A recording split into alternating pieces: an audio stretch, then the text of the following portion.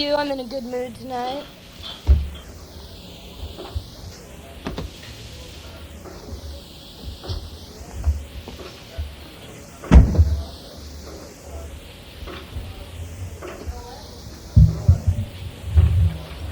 Let's not start with any unnecessary tittering.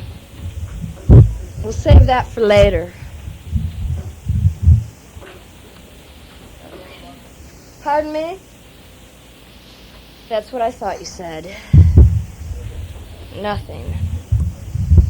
I thought I would begin with a few small things. Small things. Because I think all small things should come to an end right now. All small things. Get the urge and act on it. But don't start acting over my acting, because that could be very dangerous. Excuse me. You can dream all you want to. I just don't want to know about it. You see, I have enough of my own things, none of which will ever come true, because if dreams came true, well, I'd have nothing to complain about, and then I would be out of a job, and then I'd have to do something else. I don't want to know what you think in your sleep ever, because secrets, let's keep them to ourselves, because a little mystery, feeding back, very nasty, a little mystery can go a long, long way, and there is so little mystery left. I once said I would not like to not know. I lied, you see. I lied. I don't do that too often, occasionally. I used to give a lot of lectures to the needy, but no more, no thanks, okay?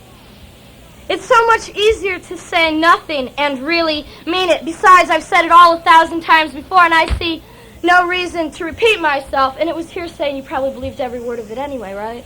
Okay. Generosity breeds greed. That's why I like to keep myself to myself. You see, I'd rather be selfish.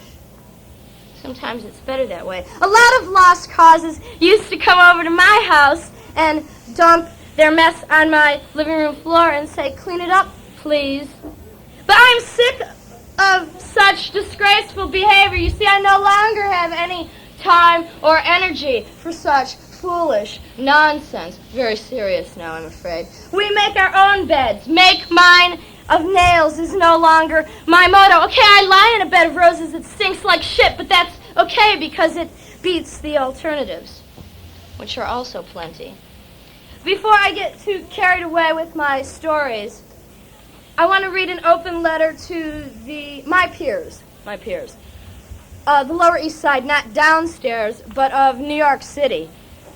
Because unfortunately, I used to live there for about 4 or 5 years, and then I moved away for about 4 or 5 years, and now I'm back there, and it is disgusting. So, an open letter to the artists of my community, the Lower East Side, not to be confused with the Lower East Side. Dear whores, fuck you. Fuck off and die, filthy, rotten, plagiarist, asshole, bastards, exploiters, deceivers, exploiters. Okay, focus on a pinprick. Got it? Okay, now exaggerate it times 10. Now times 1,000, my malicious ruinators.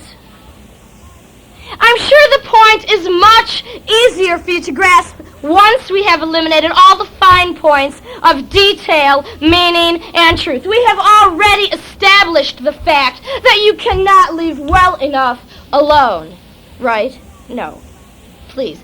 Destruction by stampede. The herd cometh and the herd taketh away all that is natural and beautiful and real, and put in its place stink and shit and scum. Come one, come all, as long as you have a very loud voice and nothing to say, and at least 10 to 10,000 other idiots who idolize your every diabolical inadequacy and perpetually insist on assisting you in your ever-destructive search for all that is vain and selfish and, of course, financially lucrative. Trample, pilfer, pillage, crush, kill, destroy. Assholes, annihilate. Assholes, the end of an era. The beginning of the end. The end of the end. Oh, I'm sure you've heard it all before. Because remember, it's not what you say, it's how you say it and how much you're paid to do so. And besides, it's all been done and said and done and done and done and done to death. Let's talk about art, said the fool to the idiot, and meant it. No. Don't distract me, please. Get on a roll. You never know when I'll get back on it. This is a short piece dedicated to all men with facial hair. This is called... He must have facial hair because he's squawking. A 32-second insight into Buck Grunt's nightmare as told to myself. Yes, I was there. Shit. Piss. Scum. Fuck. Hell no, he muttered. I am not a filthy, good-for-nothing goddamn son of a bitch. She just don't know a good thing when she sees one. That's all, that stupid cunt. What the fuck does she know anyway? Nothing. That's what. Absolutely nothing. What the fuck? I mean, man, she could cook and clean and suck cock just about better than any other bitch you've been stupid enough to support, but that don't mean jack shit. Jack, not around here. Hell no. That nagging, lazy cunt. Fuck, what did she have to do anyway all day, man? She didn't do nothing. They didn't have no kids. She didn't have to worry about that. She just sat on her goddamn fat ass watching daytime television, filling her head with all kinds of highfalutin big ideas. Big ideas, all right. I mean, that goddamn bitch nag. That's all he ever heard out of her. Shit, man, a guy couldn't get an even break, even if he paid through the fucking nose or through the fucking ass, man. Well, Buck, I don't want to hear about it. Fuck. All right. You can do it when you get home, okay? Okay.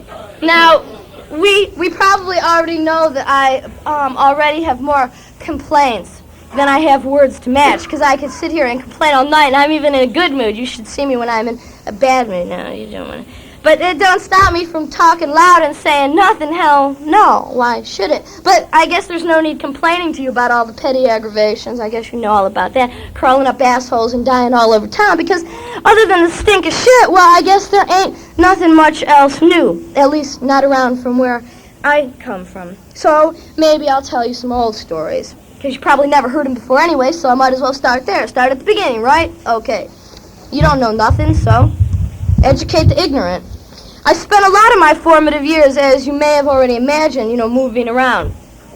Going here, going there, anywhere else I was stupid enough to probably fall. I guess it started when I was about 14. You had to get out, Don't we all? Probably left home when you were pretty young, too, unless you're still living there. Fine. But I hit the road, hit the road, and hard, I guess, and a lot dumber than what I thought, but that didn't matter because live and learn, right? That's what I always say. And how the hell else are you going to find anything out unless you, experience it? Okay. That was okay with me because some things, they never seemed to bother me, like being dirty or hungry or not having a place to sleep, because you get used to it, There are things way worse than the elements anyway. I mean, the elements, what is there? There's snow and rain and cold and dark. Oh, isn't that terrible? Well, I don't know. I've seen worse, but... someone's going to feed you. It doesn't matter. No. They're those other things, those worse things, like people. People are mean. People, they're mean to me sometimes. I'm not complaining. I mean right goddamn back. You know that. But, for some reason, I'm not talking about the kind of people that pick on, other people half their size. I get that a lot. Or the kind even that like to stick a firecracker up a cat's asshole. Or the kind that get the urge, but they never act on it, of pushing a wheelchair in front of a speeding automobile. No, I'm talking about the real mean ones. I mean, the serious, mean, cranky motherfuckers. I mean, not just playing around. Now, as a youngster, I don't know why, I still haven't figured it out, but I had a penchant for attracting these particular types of individuals. I don't know now. I don't know. It didn't bother me too much because whatever happened next, I said, well, live and learn, right, man? Right, live and learn. I always viewed these things as some kind of experimental fodder, food for thought. Look, I'd seen enough to know better, but that, to boot, didn't matter because I was cocky as shit, a bit of a thrill seeker, just a little bit of a thrill seeker. And besides, I could take care of myself, right? I mean, I could take care of myself. Sure. I wasn't scared of nothing. Not me. Fuck. No, man. Hell no. I thought I could take care of myself, and I guess I'm still here, so that proves that. But, well, maybe there was one time. I don't remember where I was coming from. I just remember I was waiting in front of the only double X-rated movie theater in non-downtown Rochester, you know, waiting on the bus, and I was about 13, 14, 15, waiting on the bus, and it's fucking cold, man. There's like 3 or 4 inches of snow. It's still snowing. It's like 9 o'clock at night. I'm like, where's the fucking bus? The bus ain't coming. Where's the bus? I'm waiting. I'm cold. Jesus Christ. And then I hear, shit, honey, it's awful nasty out tonight. Maybe you want to ride home. You want to ride? You going far? I said, as a matter of fact, I'm just waiting on the bus. It'll be here any time, so it don't matter. No, that's okay. No. He says, well, how long you been waiting so far? I said, far too long, but that's okay because it's going to come any minute. I know it's going to come. That's okay. So just no. And he goes, well, you know, it's awful goddamn cold out. I don't know about you, but I think I'm going to get in my car, turn on the motor, warm it up, and then just go home. I mean, if you're not going far, but right about then I had to look away, because, Jesus, I noticed for the first time he was an ugly fucking mother. I'm not talking about just ugly. He was ugly. He's kind of a short guy. They're always really scary to me, the short ones. Now, the big ones punch right in the nuts, no problem, but he, how do you find it? No, he's pimply, about 40 or so, greasy, long hair. You know, I'm going, man, I don't know. But fuck, you know, it's snowing, my feet are freezing, they're all wet and shit. I mean, I've only got a mile or two to go up this real straight road. I mean, there ain't nowhere for him to turn off if he gets any of those funny ideas or shit. I mean, there just ain't nowhere, no way. So I say, well, okay, I'm only going about 3/4 of a mile up the road. Okay, I'll take it, sure, so what the hell, thanks for the ride. And he goes, okay, I get in, he gets in, he turns on the motor, and we're off into the not-too-distant distant. He's staring straight ahead, staring straight into the distant. I'm trying hard not to look in his goddamn direction because, Jesus, if I look at him one more time, mother. Anyway, we all know, you know it's coming. So I'm waiting, I'm looking out the window.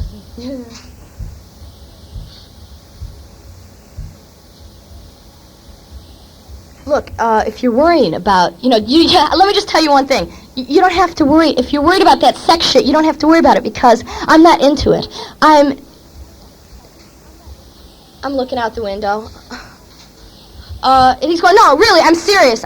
Please don't worry about it. If it's on your mind, you were only going a little way, but if it's on your mind, please don't think about it because I'm not into that. I just want to get that straight. I'm not just, look, I just wanted to get, I said, yeah, okay, fine. Fine. He goes, no, I'm way beyond all that. Really, I'm way beyond it. I'm going, right. And he goes, well, maybe, and he's talking. I'm just going, and he's going, well, maybe you don't want to hear about it. I go, right, I don't want to hear about it. Right. He's going, well, anyway, that don't stop him. And he just keeps it up, rambling on, and not me, hell no, something different, honey, really. I'm telling you.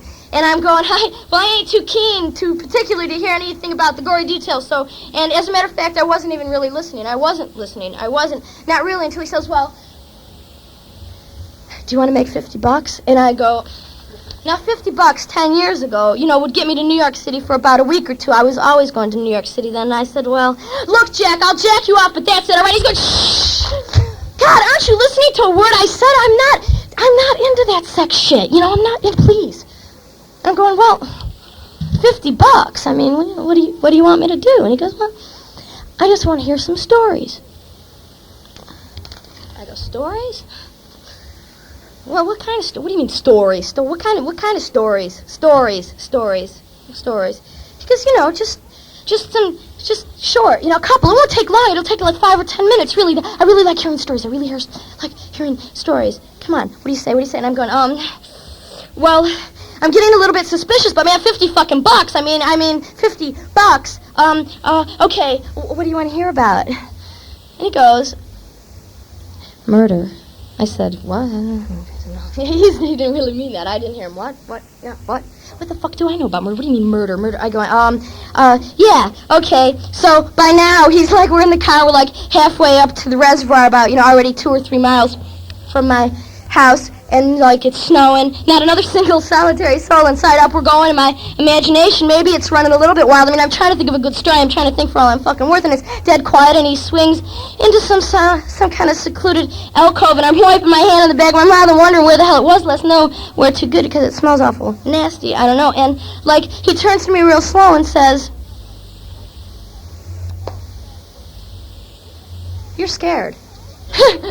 You're scared, aren't you? You're scared. Well, look, honey, don't get scared because if you're scared, I can get my shotgun out of the trunk. Are you scared? Don't worry, because I can get my shotgun. All right, I'll do that. I'll do it. Well, you won't be. No, okay. I'm going. No. I'm just enjoying the view. Really, I'm fine. You don't have to get your shotgun because I'm not that scared. Don't please. No, you don't have to get any. By the time I'm saying that, he's already got the trunk open, and now I don't know what really came first, the shotgun or the stories, but I don't know whether it was a fucking sawn-off shotgun or not. I can't remember, but he's going, and I'm like babbling. I'm trying to think of every fucking story I know, but it doesn't seem good enough because he's going, no, that's real good, honey. But look, one other thing, I forgot to tell you about this, and he's got the shotgun up to my head, and he's making me do all sorts of this really weird shit, you know? I mean, sex would have been some kind of fucking light relief, you know? I mean, sex, I can deal with that, but, I can't deal with, him making me, lick these car seats, you know? And he's, got the gun up there and pinch myself with pliers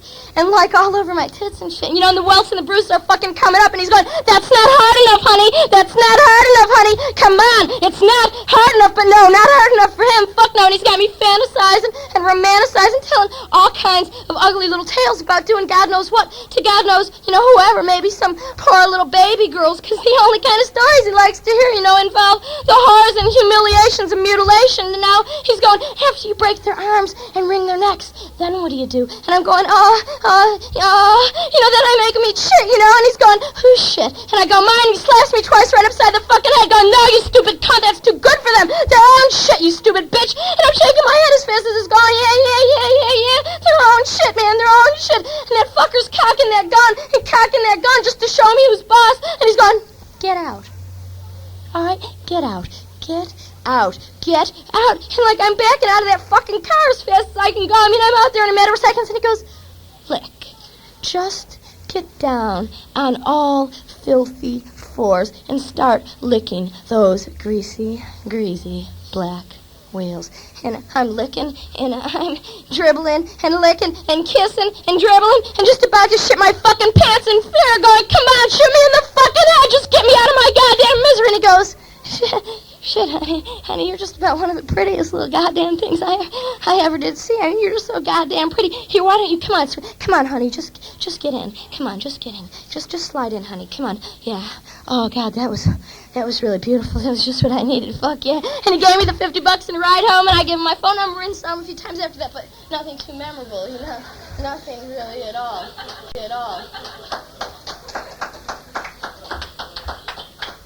But in spite of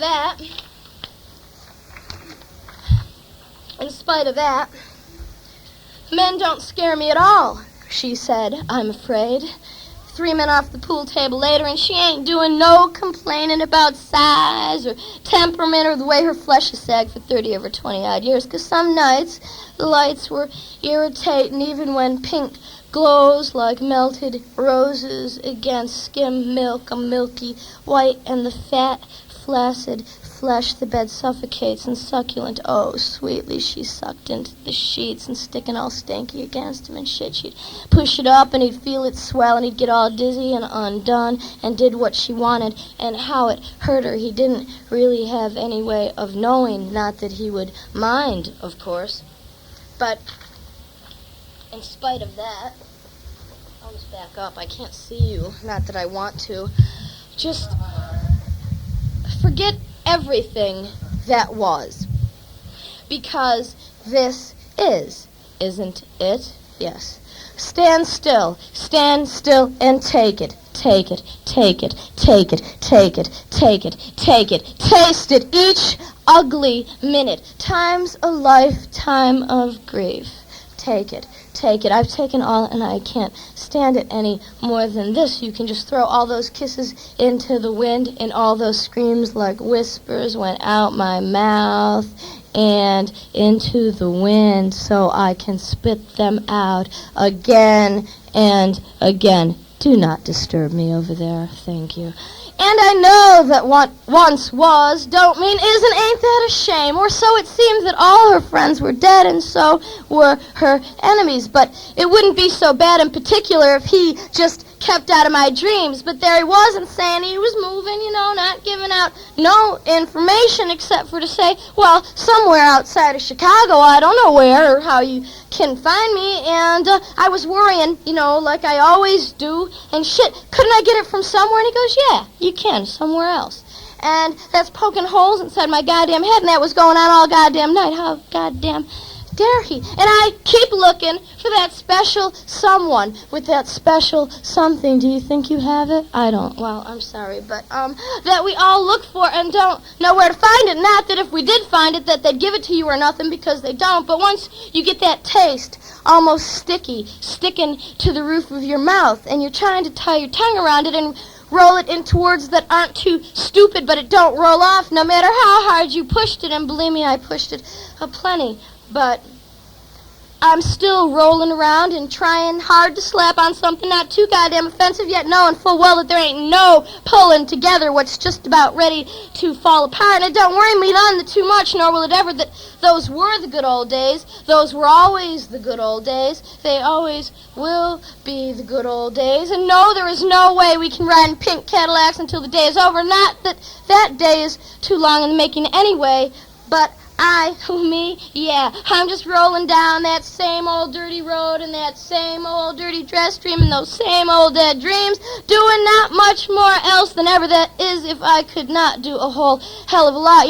Me, dreaming and scheming adds up to a whole hell of a lot of goddamn work. Goddamn takes up a lot of my time, and that's what I'm into. Time wasting away. Fingers to bone and back again. Fingers to bone and back again, bleeding those same old bloody wounds as when you knew me when. And then I bled a different color than that which was expected or accepted. And look at me now, blue in the face until I'm red in the face. And let's face it, we can't say that we didn't know that hell starts here. Pick a number, stand in line, the wait is long, but well worth the effort, honey, even if it takes all the time in the world, and then some to wait. I know nothing about how the clock works, except it works against me. It's been doing that for a while now, and I'm sick of blood and guts and tears and years of loneliness pass by so slow. Don't it make you so sad? I doubt it.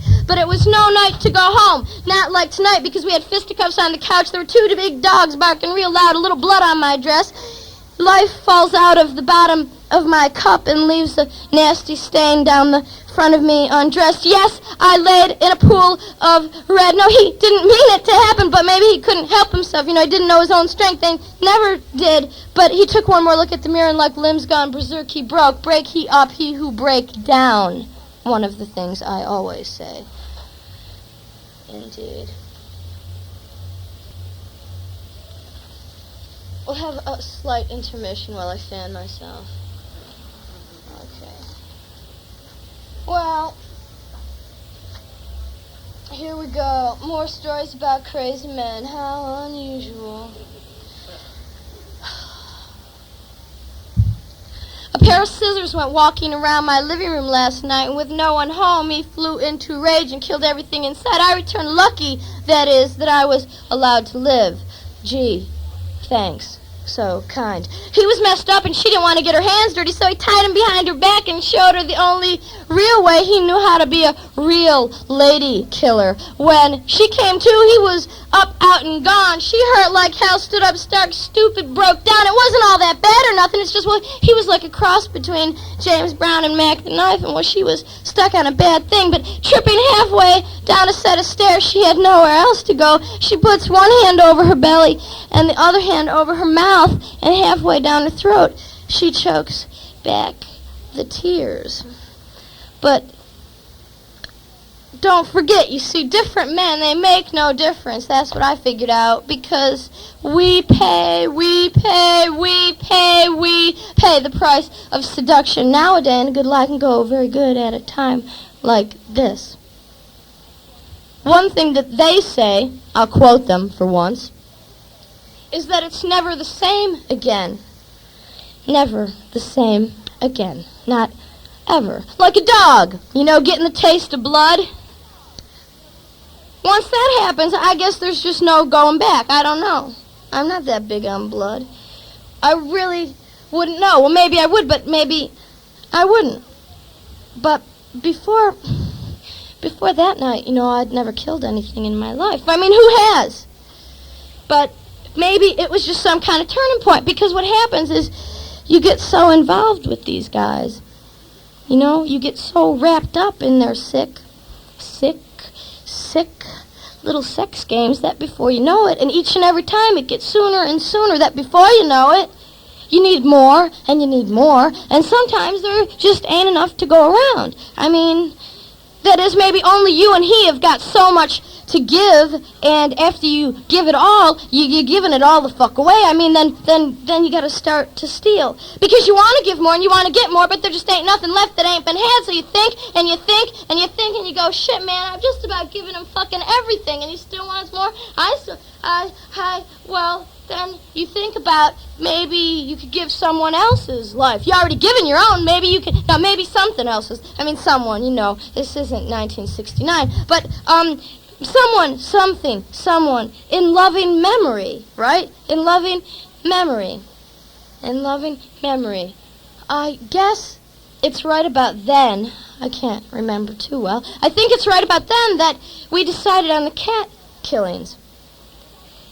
Well, that and the fact that old goddamn Black Romeo, that's what I call him, he's this big fucking cat about as big as a dog. He's always in my backyard, stirring up my other animals, coming and pissing on my couch. He doesn't piss where he lives, which is out in the backyard, causing all kinds of trouble, howling and screaming all through the night, bitching up a goddamn storm, because I'm not going to get out of bed to feed that goddamn big black bastard. Forget that shit, man. Damn it. Pestering the shit out of me every goddamn night, right about the same time, always the wrong time, pestering me, and you're always scared to pet him, right, or pick him up and throw him out, because once I remember, I was lying in bed, where I usually lie, and Black Romeo, and I'm petting him, and he's like looking all sleepy and cute, although he's about that big. He's looking, and I'm kind of lazy and stuff, and I'm just thinking, man, he's like purring like some kind of, yeah, and just then he bites my fucking hand and there's blood running all over the goddamn place, and then as soon as I have time to register that I'm bleeding, he like pretends he's asleep. Knowing I'm not going to hit a goddamn sleeping animal. I'm not going to hit an animal.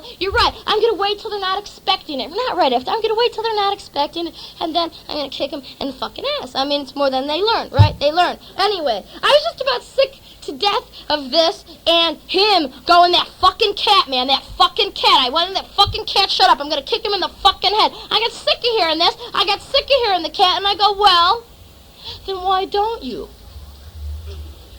And he goes, what? I go, well, why don't you do it? I hear fucking a lot of talk, but I don't see no action about this subject. I hear a lot of talk. And he's going, what, now? And I'm going, yeah, now, all daddy big in the pants, mister, I'm gonna show him who's king of the junkyard. I go, fucking stomp the bastard. What are you fucking waiting for? And he's, and suddenly I see this, he's going, Romeo! I'm like, man, just pick the cat up. Done with that fucking Romeo shit. I can't stand this now. Just pick him up. So he's making cat sounds and getting a little food in his hand, and Romeo sort of going, I don't like him, I don't know. But, he's hungry, so, and he's getting this real set look in his eyes, like he feels like he's got some kind of mission to oblige, I don't know. And he says, you gotta help me. I say, what? Help you what? He goes, you gotta help me kill it. I go, what? He goes, come on.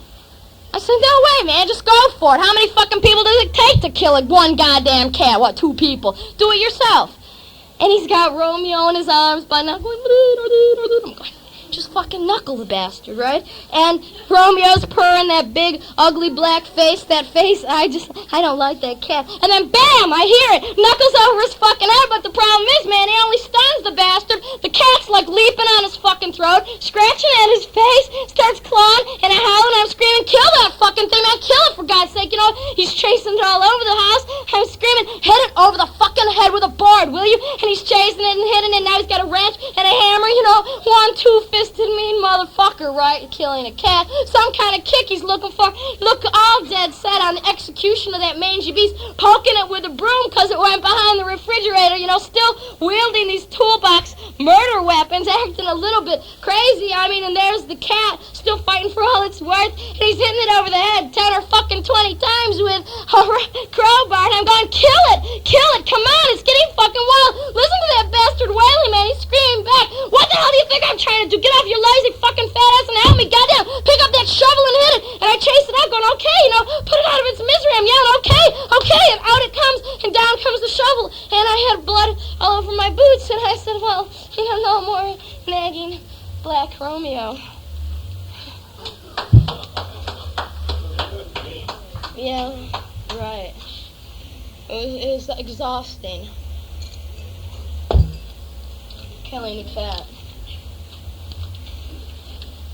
Well, I think, okay, this is one for my friend over here who seemed to like that first one so much. This is an excerpt from these, excuse me, one person talking at a time, please. Go ahead. Pardon me? Oh, please, I'll wait for you. Should I wait? It's dedicated to you. We'll wait for him, hey. All right, while we're waiting, as I was saying, this is an excerpt. Did you like the picture of me smiling? I've never smiled before. I bet you didn't know I was so friendly. My God. Don't be fooled too easily. This next piece, a short ditty, entitled Mayne Kelly and Me on a Bender, is almost verbatim conversation that Nick Cave and I overheard once and formulated into one of our 1-50-1 page play, 51 page plays, one of 50. Mayne Kelly and Me on a Bender. You'll never get to hear it or see it anywhere else. Boy, you're so lucky. I wasn't going to read this, but, to all the Nick Cave fans.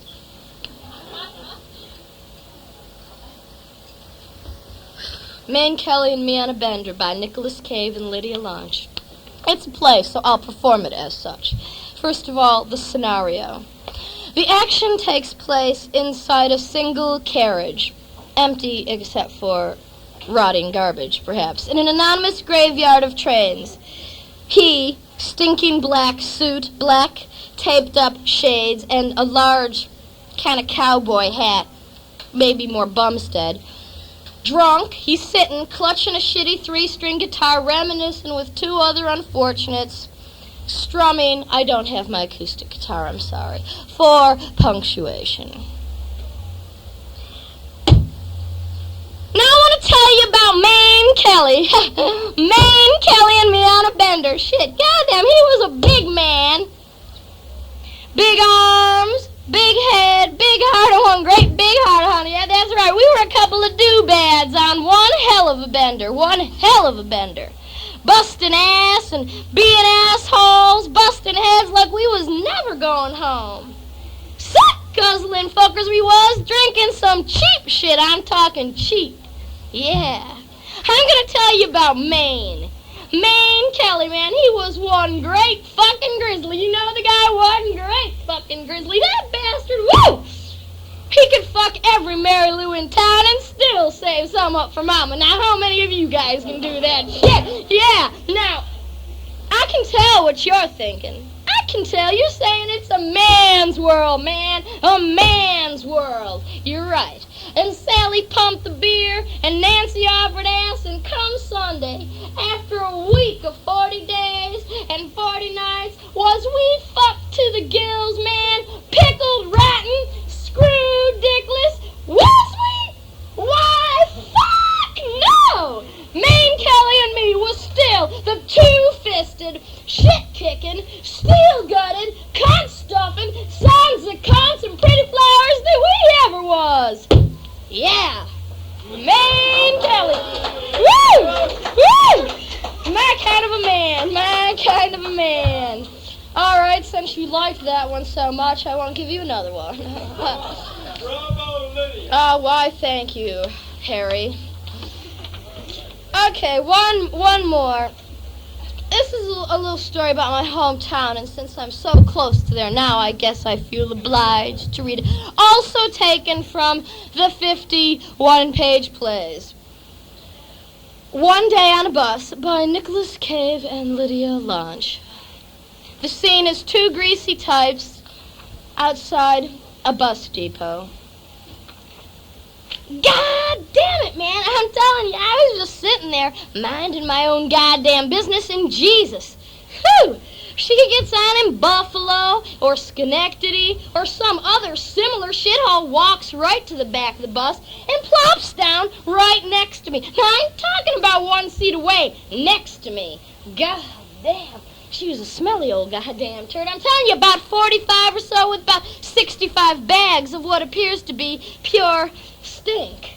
Okay, so she sits down right next to me and pulls out of her coat a fucking meatball hero. I mean, out of her goddamn coat. My dog wouldn't be caught goddamn dead in that coat, and there she is, a meatball hero. Her with her, I ain't had a bath in God knows how long, stinking all over the place, dripping meatball hero all over herself, burping garlic like it's going out of style, man, cutting the occasional fart. God, I was getting sick. I'm telling you, real ready to start blowing chunks or something, right when she puts her hand on my leg.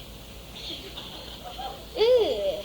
I mean, man, I was so grossed out, I thought my leg would puke. I mean, scuzzy, but you know, Jesus have Christ, give a goddamn dog a bone, man, and I was hard in no time. Sick, but hard. I mean, fuck, she wasn't half as ugly as she was just plain gross, so I said, what the hell? Go for it. Being a normal, red-blooded, all-American, God-fearing son of a goddamn bitch, I sunk it to that slimy, shit-titted bitch, head haul all the way to Albany, man. God, she could gag a maggot, and there I was gagging all over the place. I thought for sure my cock would spit vomit, wrinkle up, faint, and drop dead forever, but I pulled out, checked for signs of scurvy or rigor mortis or rigworm, and got off in Rochester, hell of a town, yeah. Thank you. That'll be it for tonight. I think you know the whole story now. I'm not kidding.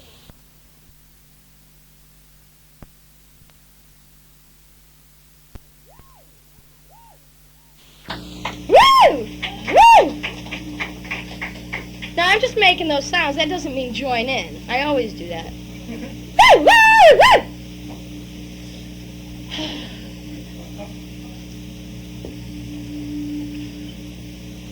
All right, now I will... Yes, that's nice. For this next little piece, I would like to dedicate it. As a matter of fact, yes, a dedication. I don't often do this, but since we're so free, tonight is so special, and we're so liberal and all, I thought I would... Well, this one's to my dad. Yeah, this is my dad. It's a letter I wrote him, actually, and I thought maybe I could just read it tonight. It goes sort of like, you know, Dear Dad, you know, I'm just writing because, well, you probably haven't heard from me in what seems like a goddamn coon's age, and yeah, you know, I'm okay. Sure, I mean, okay and everything. No, I don't have any steady boyfriends. God, why the hell would I want one of those? I mean, yeah, I'm living in New York again. That's right. I know I'm a goddamn gypsy boy. What the hell? You got nothing to talk about. You left home at 14, too, right? And you ain't settled down or gone straight yet either, so what the hell? You got 25 years on me. As soon as you do, so will I. Sounds like some kind of a deal. That's right. God damn it, yeah, I'm still goddamn buggier than a shithouse rat. You know me, I know the first million is the hardest to make. I'm still working on that one. I'll be working on that one till kingdom comes, Daddy. I know you'll take a pound of 50s when the day my ship comes around, but until that time, it looks like we're going to be drowning awful slow. Yeah. I know it only takes one hit single, but you know what the hell? That's a bit inconceivable for right now, I don't think. I mean, I would rather try a more reputable profession like bank robbing or kidnapping or whatever, but yeah, I know. I haven't made an honest buck in my life. Why the hell should I start now? And that ain't the only thing we got in common either, come to think of it, because I think we turned out just like two bad pennies, cut out of the same goddamn old mold.